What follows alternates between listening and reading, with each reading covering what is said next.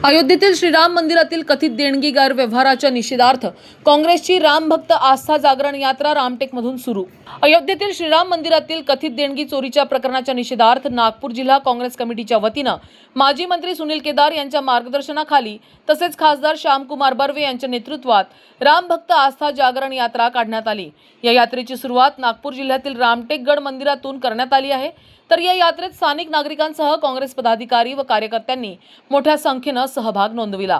यात्रेच्या प्रारंभी माजी वित्तमंत्री राजेंद्र मुळक, माजी मंत्री सुनील केदार, माजी जिल्हा परिषद अध्यक्ष रश्मी बर्वे, माजी जिल्हा परिषद उपाध्यक्ष कुंदा राऊत, अवंतिका लेकुरवाडे यांच्यासह शेकडो काँग्रेस कार्यकर्त्यांनी श्रीराम मंदिरात पूजा अर्चना करून यात्रेला प्रारंभ केला। ही यात्रा रामटेकगड मंदिरातून गांधी चौक येथे पोहोचल्यानंतर प्रमुख नेत्यांनी कार्यकर्त्यांना संबोधित केले। त्यानंतर यात्रा मनसर, टेकाडी, कन्हानमार्गे कामठी येथे पोहोचणार असून तेथे यात्रेचा समारोप होणार आहे।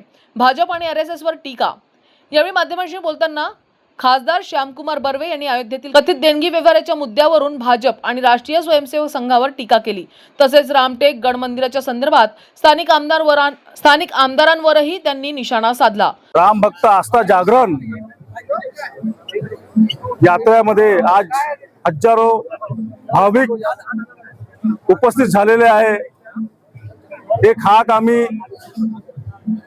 रामटेकच्या गड मंदिराकरिता मारलेली होती, त्याबद्दल हजारो संख्येने इथं रामटेक लोकसभेमधून संपूर्ण नागपूर जिल्ह्यामधून आज इथं हजारो लोक उपस्थित झालेले आहे। त्याचे कारण ज्याप्रमाणे अयोध्येच्या राम मंदिर मध्ये जी लूट झालेली आहे, चोरी झालेली आहे, जो भ्रष्टाचार झालेला आहे, त्याबद्दल लोकांच्या मनामध्ये जे दुखलं आहे त्याचा एक प्रतिसाद म्हणून आज इथं लोक दिसत आहे।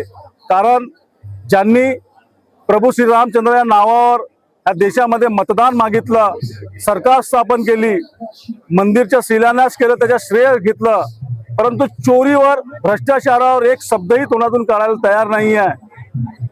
त्याबद्दलचा आक्रोश म्हणून आज इथं सर्व जनता इथं उपस्थित झालेली आहे।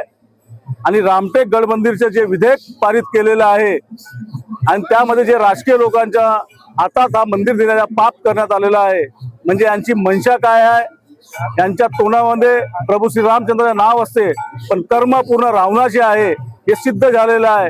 आणि त्याच भावनेपोटी आज सर्व भाविक भक्तगण इथं उपस्थित झालेले आहे, एकत्रित झालेले आहे आणि सरकारला बाध्य करणार आहे की अयोध्या राम मंदिर मध्ये आणि रामटेकच्या गड मंदिर मध्ये जे पाप करण्याचा कृत्य आपण करत आहे त्याला कुठेतरी आळा घालण्याकरता सर्व भाविक भक्त इथं उपस्थित झालेले आहे। न्यूज एक्सप्रेस करिता पंकज चौधरी, रामटेक, नागपूर।